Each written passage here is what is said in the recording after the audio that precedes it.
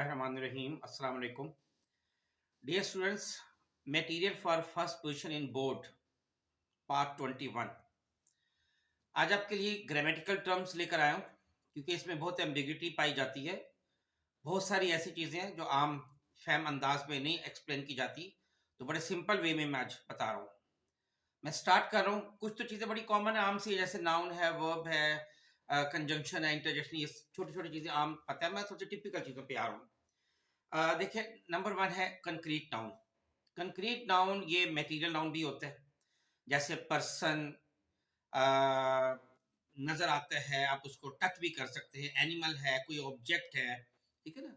Boy है, dog है, paper है, बैग है, ड्रेस है, पुलिस है। और याद रखिए, एयर भी कंक्रीट नाउन है। Abstract noun, abstract noun actually वो नाउन होता है जिसको ना आप देख सकते हैं, ना छू सकते हैं, ना चख सकते हैं। ये कोई आइडिया हो सकता है, ये कोई एक्शन हो सकता है, ये कोई सिचुएशन हो सकती है। मसलन ब्यूटी है, अब ब्यूटी तो देखने वाले की नजर में होती है। ट्रबल है, डिस्कशन है, अगलीनेस है, ट्रूथ है, डेंजर है, एंगर है, चैरिटी है, इवल है, लक है, पेशेंस है, ब्रिलियंस है, कॉमनेस है। ये सब एब्स्ट्रैक्ट नाउन है। कलेक्टिव नाउन, कलेक्टिव नाउन देखने से एक वर्ड होता है, लेकिन असल में वो ज्यादा के लिए यूज होता है। जैसे पुलिस है, असल में ये ग्रुप हो सकता है, कोई collection that is regarded as single unit. Flock है, क्लास है, आर्मी है, herd, galaxy, pack of hounds हम कह सकते हैं, पैकेट ऑफ लेटर्स कह सकते हैं, पेयर ऑफ शूज, ये सब कलेक्टिव नाउन है। नेक्स्ट है relative pronoun. Relative pronoun actually ये इसमें दैट है, हु है, हुम, हुज, विच, हुसोएवर, ये that is actually introduces subordinate clause.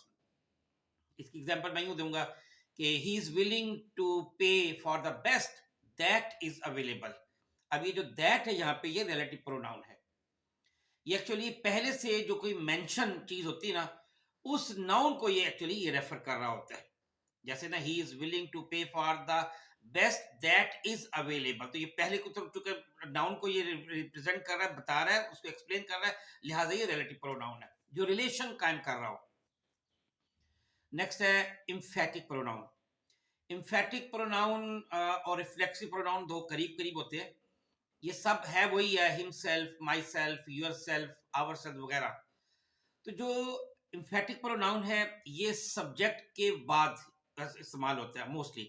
ये नाउन या प्रोनाउन को एक्चुअली एम्फेसाइज कर रहा होता है। जैसे मैं कहूंगा, the leader himself wrote the letter, you yourself can tell us about situation, I will build the house my self. ये इम्फेटिक प्रोनाउन है। और रिफ्लेक्सिव प्रोनाउन ये वर्ब के बाद आता है। जैसे the boy told himself to work hard, she made herself a cup of tea, we have enjoyed ourselves. उसके बाद है इनडेफिनेट प्रोनाउन। डेफिनेट प्रोनाउन वो होता है जो कंफर्म होता है, जैसे ही, शी। जब आप कहीं ही कहेंगे ना, तो इसका मतलब आपके जहन में वो शख्स है जिसके बारे में आप बोल रहे हैं। शी आपके बारे में है, इट, वी, यू, ये सब डेफिनेट प्रोनाउन है। इनडेफिनेट होता है जिसके बारे में आप डेफिनेट नहीं होते। मसलन आप somebody, someone, anybody, anyone, no one, each, few, और हो सकते all, either, neither, none, both, many, anything, every, little, much, several, both, others, all, most, some, such. ये सब इनडेफिनेट प्रोनाउन है। उसके बाद है रेसिप्रोकल प्रोनाउन। रेसिप्रोकल प्रोनाउन दो होते हैं, ईच अदर और वन एनदर। दो के लिए आता है। ईच अदर आता है दो के लिए, वन एनदर दो से ज्यादा के लिए। बस ये दो ही रेसिप्रोकल प्रोनाउन है। फिर है ट्रांजिटिव वर्ब। ट्रांजिटिव वर्ब होता है एक्चुअली जिसमें ऑब्जेक्ट होता है। जैसे ही प्लेज हॉकी, अब इसमें हॉकी ऑब्जेक्ट है ना। मीटिंग वॉज कॉल्ड, अब इसमें भी जो मीटिंग है ये ऑब्जेक्ट है। ही सेंट अ पोस्ट कार्ड, अब इसमें पोस्ट कार्ड जो ऑब्जेक्ट है। बाय मी अ डॉग, इसमें डॉग ऑब्जेक्ट है। तो ये ट्रांजिटिव वर्ब है। इंट्रांजिटिव वर्ब होता है इसमें ऑब्जेक्ट डायरेक्ट नहीं होता और बाजू का नहीं भी होता। The path rain over the हिल। अब इसमें डायरेक्ट ऑब्जेक्ट नहीं है, ठीक है।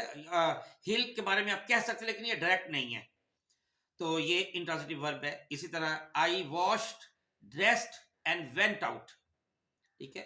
अब इसमें ऑब्जेक्ट है ही नहीं, तो ये इंट्रांजिटिव वर्ब है। शी डिड नॉट रीड या she did not right, she did not cry, तो ये सारे इंट्रांजिटिव वर्ब हैं। उसके बाद है linking verb. Linking verb actually वो होता है जो दो नाउन या प्रोनाउन को मिला दे, ये एक नाउन और एडजेक्टिव को मिला देता है, ये लिंकिंग वर्ब है। जैसे the guilty one is he. अब इज जो है ना, ये वन गिल्टी वन और ही को मिला रहा है, तो यहां पे ये लिंकिंग वर्ब है। और वो भी लिंकिंग वर्ब्स होते हैं जो कोई एक्शन नहीं दिखाते, वर्ब होते हैं लेकिन एक्शन नहीं दिखाते। मसलन टेस्ट, अब ये कोई एक्शन नहीं दिखाता, टेस्ट है, स्मेल है, अपीयर है, ग्रो है, सीम है, फील है, टच है, मे, माइट, कैन, कुड, रिमेन, सीम, ये सब लिंकिंग वर्ब है।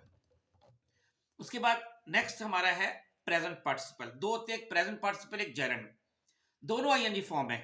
प्रेजेंट पार्टिसिपल वो आईएनजी फॉर्म होती है जो एज ए वर्ब इस्तेमाल होती है, और जेरेंड वो आईएनजी फॉर्म होती है जो एज ए नाउन इस्तेमाल होती है। देखिए अगर मैं कहता हूं कि ही इज स्मोकिंग, तो ये प्रेजेंट पार्टिसिपल है क्योंकि यहाँ पे स्मोकिंग एज ए वर्ब इस्तेमाल हो रहा है।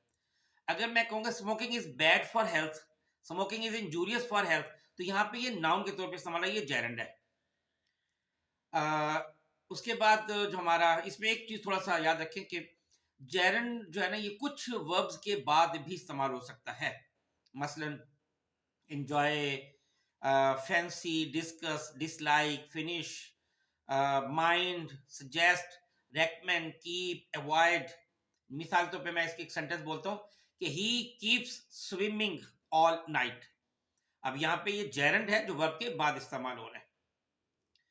अच्छा, नेक्स्ट है इन्फिनिटिव। इन्फिनिटिव होता है, ये एक्चुअली वर्ब है जिसके साथ टू लगा होता है, जैसे to go, to come, to eat, to look. अगर कुछ ऐसे वर्ब्स होते हैं उनके बाद टू नहीं आता, ठीक है, तो अगर ऐसा आ जाए तो उसमें वो भी इन्फिनिटिव होगा क्योंकि उसमें रूल के वजह से टू नहीं लगा होता। मिसाल के तौर पे अगर मैं कहता हूं ही मेक्स मी क्राई, तो अब यहां पे क्राई इन्फिनिटिव है क्योंकि ऐसा में होना था ही मेक्स मी टू क्राई, लेकिन मेक की बात टू नहीं आता, लिहाजा ये भी इन्फिनिटिव हो गया। अच्छा, नेक्स्ट है फ्रेज। फ्रेज क्या होता है? ग्रुप ऑफ वर्ड्स होते हैं, असल में ग्रुप ऑफ वर्ड्स होते हैं, और इस पे बात कंप्लीट भी नहीं होती और इसका कोई खास अकेला यानी कोई मीनिंग भी नहीं दे रहा होता।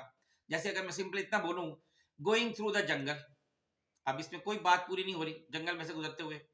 मैं बोलता हूं to build the roof in the morning, ठीक है ना, वेटिंग आउटसाइड, तो बात पूरी नहीं हो रही है, समझ भी नहीं आ रही कोई खास, ये फ्रेज है, ग्रुप ऑफ वर्ड्स है ये। और क्लॉज होता है, इसमें वर्ब होता है साथ सब्जेक्ट होता है, लेकिन ये सेंटेंस नहीं होता, सेंटेंस से कम भी नहीं होता, इसलिए कि बात पूरी नहीं होती। मतलब देखिए ना, अगर मैं ये कहता हूं कि अगरचे वो गरीब है, अब सेंटेंस तो पूरा है लेकिन बात पूरी नहीं है ना, फिर भी वो ईमानदार है, तो अब ये दो असल में दो क्लॉज थे, दोनों ने मिलकर एक सब्जेक्ट बना दिया, ठीक है, तो ये होता है clause. Although he is poor yet he is honest, when he went there his father had died, तो ये दो मैंने एग्जांपल दी क्लॉज की। उसके बाद है फाइनाइट वर्ब। फाइनाइट वर्ब होता है वो वर्ब जो टेंस के साथ इस्तेमाल होता है, और इनफाइनाइट होता है जिनमें टेंस के साथ इस्तेमाल आमतौर पे नहीं होता। मिसाल के तौर पे मैं कहता हूं फाइनाइट वर्ब की एग्जांपल दे रहा हूं, they went to mall, he leaved for ball, yes he did. देखिए अकेला डिड ने पूरा मीनिंग दे रहा है, मतलब मैं कहता हूं क्या ये काम उसने किया था, आप कहते हैं यस ही डिड, तो बात इसमें पूरी होगी ना, ये भी फाइनाइट वर्ब है। नो शी डज नॉट कह देता हूं, ही कफ्स, अकेला भी बात पूरी हो रही है। अच्छा जी, नेक्स्ट हमारा होता है इनफाइनाइट। इनफाइनाइट एक्चुअली ये जैसे मैं इसकी एग्जांपल यूं देता हूं कि to run is often tiresome. अब यहां पे ये एज ए सब्जेक्ट आ गया, लेकिन ये है तो वर्ब, लेकिन ये वर्ब बतौर नाउन इस्तेमाल हो रहा होता है, या कभी बतौर एडजेक्टिव भी इस्तेमाल हो सकता है, ठीक है ना। तो ये इनफाइनाइट होता है। इसकी एग्जांपल मैं और देता हूँ। फर्ज किया कि to go, going there is not easy, ठीक है। अब ये इनफाइनाइट है, गोइंग देयर यहाँ पे इनफाइनाइट है। नेक्स्ट है सिंथेसिस। सिंथेसिस होता है जब आप दो या दो से ज्यादा को सिंपल सेंटेंस को मिला के फिर आप इकट्ठा बना देते हैं, इकट्ठा फिर भी वो एक सेंटेंस बन जाता है, वो सिंथेसिस होता है। लेकिन ये सिंथेसिस कंपाउंड सेंटेंस भी हो सकता है, ये सिंथेसिस कॉम्प्लेक्स सेंटेंस भी हो सकता है, और ये सिंपल भी हो सकता है। नेक्स्ट हमारा है डिटर्मिनर। ये आज के इस लेक्चर का आखिरी मतलब टर्म है। डिटर्मिनर एक्चुअली होता है जो नाउन या ग्रुप ऑफ नाउन को डिफाइन करता है। जैसे मैं कहता हूं the idea, those problems, which system. ये जो डिटर्मिनर है ना, डिटर्मिनर आर्टिकल पे भी मुश्तमिल हो सकता है, जैसे ए एंड द। कोई कार्डिनल नंबर पे मुश्तमिल हो सकता है, जैसे 1 2 3 वगैरह। या डेमोस्ट्रेटिव पे मुश्तमिल हो सकता है, जैसे दिस दैट दीज दोज। या जैसे सम ऑफ है, पीस ऑफ है, एंड अदर्स है। या क्वांटिफायर्स के तौर पर भी इस्तेमाल हो सकता है, जैसे मोस्ट, ऑल, अदर्स। या जैसे एंड अदर है। पोजेसिव के तौर पर भी इस्तेमाल हो सकता है, जैसे माय, हिज, हर, आवर, ठीक है। तो ये आज की इस लेक्चर की जो है ना वो ग्रामेटिकल टर्म्स थी। बड़े आसान अंदाज में मैंने इसको एक्सप्लेन किया, उम्मीद है आपको समझ आ गई होगी। बहरहाल अगर कोई उलझन हो, कोई एम्बिगिटी फिर भी रह गई हो, तो आप थ्रू मैसेज जो है ना आप उससे उस बारे में क्लैरिफाई कर सकते हैं। बहुत शुक्रिया। अस्सलाम वालेकुम वरहमतुल्लाहि वबरकातुहू।